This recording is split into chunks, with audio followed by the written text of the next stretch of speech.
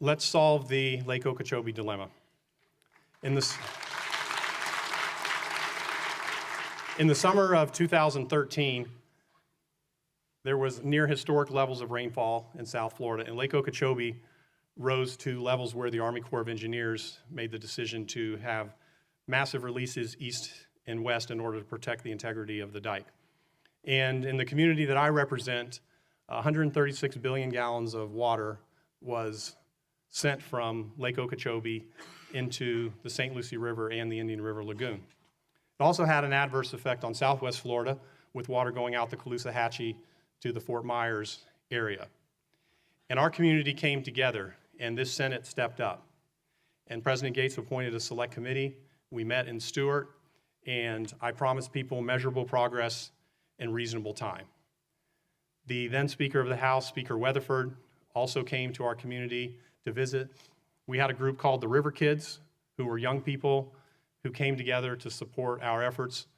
There was some excellent reporting by the Stewart News on this issue that led to not only local coverage, but also state coverage and national coverage. It was very effective in bringing the attention of the state to our issue. We funded $231 million in projects. These were not studies. They were not groups getting around to talk about what to do. These are tangible things. Thanks to Governor Scott's support, we're bridging 2.5 miles of the Tamiami Trail so that water can flow south from Everglades National Park into Florida Bay, and that's going to be a huge step in the right direction. We just broke ground on the C-44 reservoir, which will store basin runoff and also assist us in not having water go into the lake.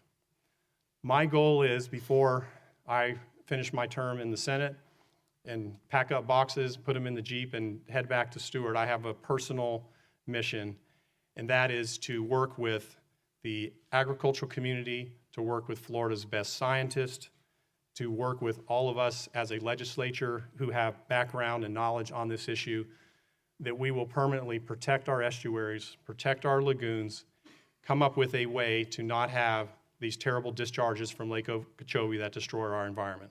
That's one of my goals.